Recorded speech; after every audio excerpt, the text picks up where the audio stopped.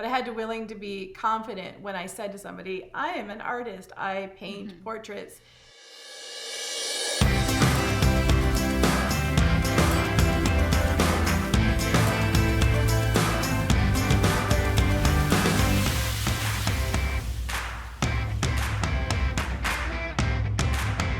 Welcome back to the Bold Artist Podcast Summer Sessions. This is a season where we're talking about hot topics for artists, and one of the topics we've been covering is going pro. And in our last episode, we talked about the 3 different dimensions, our mindset, our skills, and our business sense that really all need to be balanced in order to go pro as an artist. And today I'm excited to talk to my co-host, Charla, about the steps that she has taken as an artist to go pro, like the practical steps. And Charla, do you want to begin by just telling us a little bit first about yourself in a nutshell? Because I think that some are tuning into our podcast for the first time. They're finding us on YouTube and they might even wonder who you are. I know we have a lot of faithful listeners, but just tell us in a nutshell a little bit about your art business and what you're doing right now. So I'm a bold artist. I don't know. I didn't write Bold this part. color. I'm a bold color portrait artist. And so I've been painting where I probably will say, and now I'm questioning everything I say, painting professionally for like a decade. But that was where I just went. A decade ago was when I decided for painting to be my number one only job, basically. Before that, I was a photographer. And then I decided that painting was going to be my profession. So I would say, now I'm questioning myself. I went pro 10 years ago, but was I really pro? I went to amateur 10 years ago. That's what we talked about. Yes, that's what we talked about in our last episode, was the difference between amateur and pro and all the steps from going amateur to pro. And so I decided I wanted to go pro. I guess that's the right way. I began the journey to going pro 10 years ago, where it was going to be my number one. And so I did that, which is what we're going to talk about. What 3 steps do you take? And somewhere along the way, I decided to start teaching what I was doing online, because there was a lot of people wanting me to do it in person locally, which was time consuming. And there's lots of reasons why I made the decision, but I decided to record what I was teaching and put it online. And then there began Bold School, which is what we're doing right now. We have Bold School, where we teach online, on-demand art classes with amazing community of bold artists and a lot of mentorship that goes on inside of there. So that's what I do, and I consider myself a professional artist now. So there are definite steps to getting there. And we are actually going to elaborate on what is a professional artist in another episode. But in a nutshell, Charla and I have sort of come up with this definition of a professional artist as one making their living in the field of art, but there's a lot of categories to how that could happen. You might be a teacher, you might be a painter selling paintings, or like I talk about art for my living. I am immersed in the art world, but my art career and my professionalism in art looks very different than the one out there doing shows and painting commissions as their sole income. Doesn't mean I don't do those things, but all of us might look, our art profession might look different, but a professional will be one making their career, their vocation in art.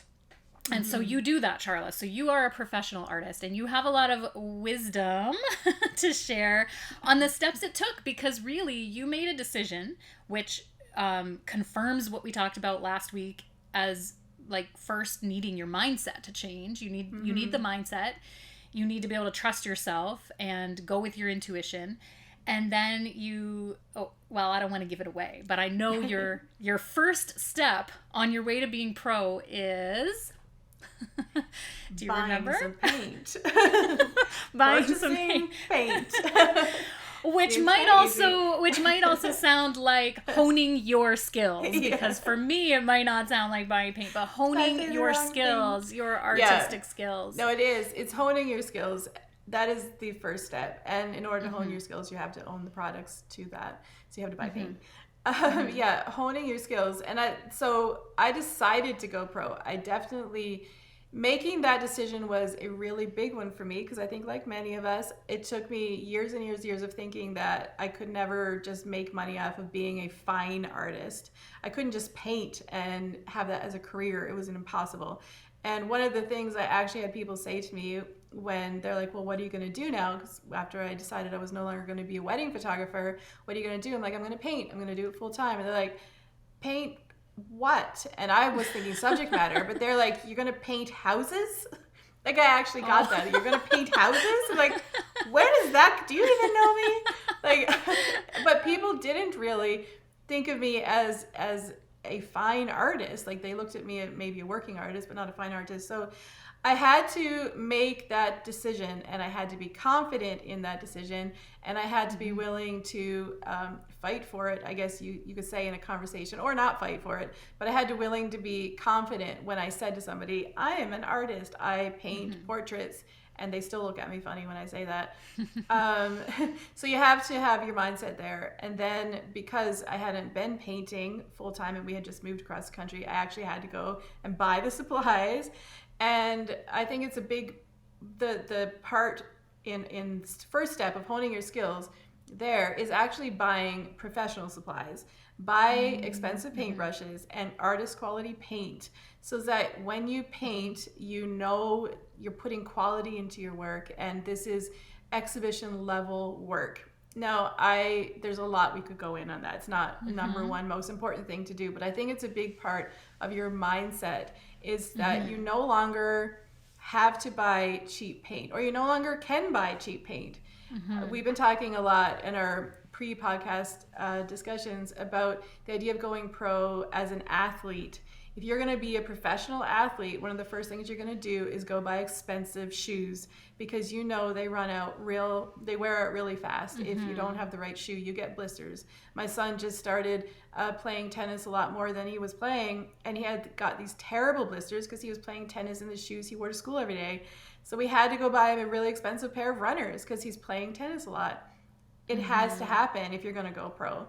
So I think one of the first steps in honing your skills is knowing that you have to buy good supplies and learn what they mean and how they work and how to use them. And then start honing your skills, which is practice and study and taking online classes, because there's way more of them available now than when I started. And then practicing and painting. And you can use some cheaper paints to do some of that. But I think you just really need to set your mind and get in there and know that it's going to take longer than 6 months, maybe even longer than a couple of years. Yes, honing your skills to me is a lifelong dedication. Yes. But you can reach a certain point in your skills where you're ready to go pro. And what we're talking about today is the 3 steps in going pro. It doesn't mean in these 3 steps you will be pro, but you kind of like, let's see our talent as the airplane, and these 3 steps are the runway, and then you got to take off and go pro. But you're not going to go pro without these 3 steps. And one of them is to hone in on your skills. One of the ways, I just want to insert this, that you can do that is at boldschool.com, where, as Charla mentioned, we have an online space for bold color painting. We teach the skills, and we have this beautiful, thriving community where you can get critique from mentors and a lot of interaction with peers. I host the book club sometimes and love it. I love growing with this group of artists who are just on a quest and supporting one another. So check out boldschool.com. Make sure to get on our newsletter. I just had to slip that in there, because that is one way you can hone your skills. And I think that takes us into step 2, which I don't know if this is step 2 or step 3, but going local, like getting into your community, because you need to meet artists and talk to artists. You need to learn the life of an artist. And in our online community, one of the things that people say who join Bold School and become a member at Bold School is that the community is the thing that propels them forward, because we give each other feedback. We talk through the stuff that we're dealing with. It might be that you feel like you're wasting expensive paint, so we're talking about what that means and how to get around it. We're talking about how to evaluate your own work so that you can be honest with yourself and not sit there in the dark, like wondering if your work is good or not, or wondering how to get through blocks or how to get through stuck places. Talking about a process, like you learn a lot, and you get validated a lot in the community, because sometimes we wonder if we're just doing it right, and maybe you are doing it right, and then somebody tells you you're doing it right, and then you feel better about your process. Yeah. So the community is huge, and there's a lot of online communities. I think ours is one of the best. It's a great place. Actually, with our community, you can get a community pass. You don't even have to be part of the school. You can get a community pass and just come and learn in the community and take our workshops and be a part of our events there. But also you can go into your local community, like a real live people, and meet artists there. And I think that is all a part of going pro. You cannot go pro if you're just going to sit in the corner of your studio by yourself, never interacting with anybody. I really honestly wouldn't believe you if you told me you're a professional artist and that's all you ever did. Yes. Now, these are steps that you have personally taken. And as we talked through what we wanted to share today, we were talking through the 3 steps of going pro. And we had number 1, hone your skills. And you actually just mentioned number 3, which was getting into your community. But number 2 is the online component. And I just to start this part of the conversation, in my time of podcasting and as I'm reaching out to artists and getting to know the artist community, when an artist, now might be my own personal distinction of pro versus amateur, but as soon as an artist tells me that they don't have a website, I personally see the distinction that they haven't gone pro, because to me, claiming a domain, putting your work online, and having a professional website is a very big component of being pro. When an artist tells me they only have Instagram, or they're only doing a Facebook page, or I see them as casual and as perhaps amateur because they haven't taken that step in the direction of a business-minded artist, which would have a website. So that might be my own personal distinction, but I think I'm not alone in that distinction. No. And it's very important to me that an artist who is going pro gets online in the form of a website and then socials. And you might have done it the other way around. You might have socials and then eventually you get a website, but the website is key. Wouldn't you agree? Yeah. I believe that it's I would fight to the death for that being a part of going pro. I don't believe you can go pro in today's world without it. Now, I believe that maybe there are some artists that have been artists for their whole lives, and maybe senior artists who have not needed to do that, and now they have a name, and maybe they're even represented by galleries, so they don't necessarily need it. But if you're new to the art world, then which means you're going pro, you haven't gone pro, you need to do it. It's an absolute must. You're doing yourself a great injustice almost by not being present online. Putting your portfolio onto a nice, clean website and having your artist statement on there, your biography or whatever, like just a simple and clean. It's a way for people to see. Everybody goes to Google when they want to know something. And if somebody has seen your work, maybe in a show or maybe just in your own private home, and they're telling their friend about your work, the first thing that person is going to want to do is go check out your portfolio online. They're not going to want to call you up for a studio appointment. They're going to want to see your work online before they ever put the time and effort into actually viewing your work in person, for the most part. And so you need to have it, because people will forget you if you don't. And then you have your portfolio online. It's pretty easy to set up these days. And then you need to be on socials. If you're going to show people that you're alive and you're well, you need to be on socials. You need to have, Instagram at the very least. If you're really super brave, a YouTube channel, like a Facebook page, whatever, so that people can go on and see that you're alive and that you didn't make your website 15 years ago and then just give up your art. They want to go on socials to see that you're still painting and you're still riding your bike or going to the park, whatever you do. They just want to see you're alive and you're well and you're still producing art. And that's a part of being a professional artist. It's the bare minimum of being a professional artist. You have to go online and you have to present yourself on several of these platforms. So before we sign off on today's podcast, Charla, I want to circle back around to what you mentioned about being in the community. Now, I know we talked about our Bold School online community, but let's talk for a second about the local community that you live in. And introverted artists are cringing right now, saying, no, I don't want to come out of my studio. I don't want to talk to people. I don't want to go to markets or galleries or especially events. Post-COVID. Nobody wants to leave their house. No.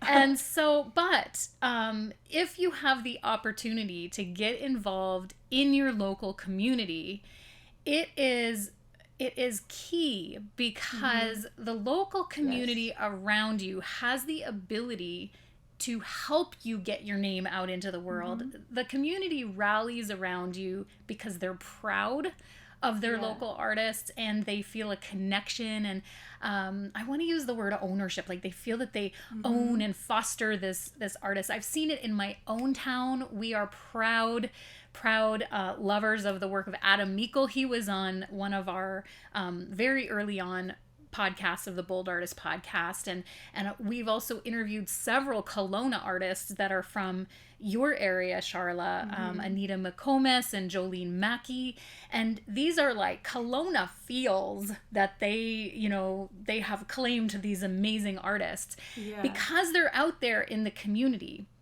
And communities want to rally around their artists. And so by you getting in touch with your local art galleries that often have local shows, if you are able to set up your own show, by renting a hall and collabing with some other like-minded artists whose work complements yours, if you can just get out there networking and letting your community know that you hate networking, just let you know. I hate that word. That's but okay. It's a necessity, but I just hate it. Just letting y'all know that I hate it. If there's a better word for it, but it is essentially you're building a network. One person introduces you to the next person, which introduces you to the next person, which, though you hate the word networking, Charla, it worked for you. You painted the piece called Flutter, which landed in someone's hands who essentially opened the door to a big opportunity for you. And so that was a huge part of your start in your local community. So do you want to, we're at 17 minutes of our, what's supposed to be our quick summer session.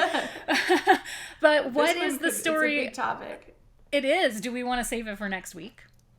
Well, no, we can clue it up, I think, quickly. And then we can talk about it some more in another podcast. But like local community, I think it like Mary Janelle was saying, it creates a support system for you, and that helps build your confidence. But it also it just makes your life better when you have a community and a support system. But it also helps you to hone your people skills, and as many of us introverted artists know, it's hard to do that if you're not hanging out with people.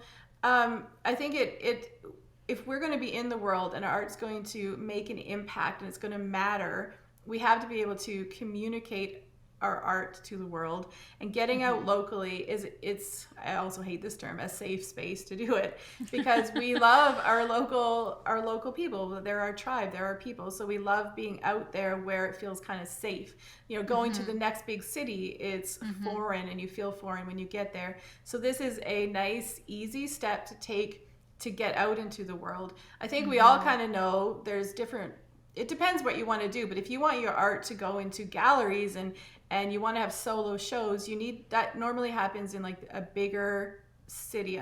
I know that I'm generalizing a lot right now, but you're going to move into the bigger cities to have those things happen, but you have to take the steps to get there. You're not just going to put your art on Instagram, more than likely, and get some big show in like a major city and then sell your art for $20,000. It's just not going to happen like that. You have to take the stepping stones, and your local community is one of those stepping stones. Build your support system.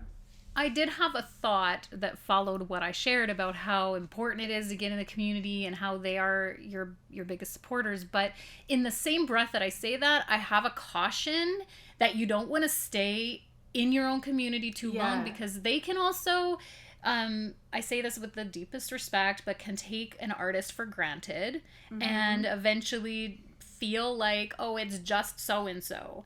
And so there's a delicate balance, I think, of being in your community for special events and making sure your face and your art is present there, that they don't forget about you, but also that you're not giving away all your art and just always being oversaturated in your community or saturating your community too much, because they will lose the respect and value for you, where the idea is that it would be a safe place for you to develop and be loved, but being as a platform to be sent out into the world in other ways, to be able to present yourself beyond your community. But you gotta kind of start there in order to gain confidence. And it teaches you the skills you need. Like if you've never been in a show before, like you going out into a local community, they love your local artists. So you're probably going to get in that show if your work is good and you have a nice portfolio they can look at. They'll accept you into their shows because you're local, and most of the time they love supporting local artists. So then you can get into a group show or a community art fair or something of that nature.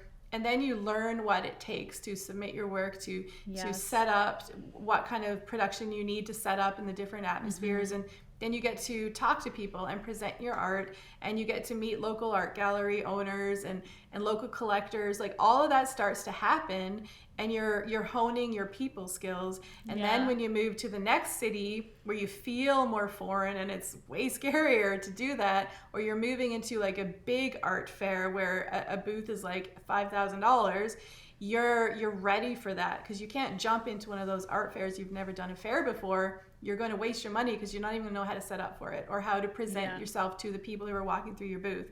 So these local fairs allow you to wet your feet, learn the skills, and people will be way more generous in their critique of you because you're a local artist and they want to support you and they're proud of you. So there's a lot of levels, but I think that bringing that up about how it can actually, if you stay there too long or you get too comfortable, it can become like your comfort zone, and then you might never move beyond it either. So always stay, a little bit nervous, and always keep yourself moving forward, going into something that's new. Like don't get too comfortable in your local community.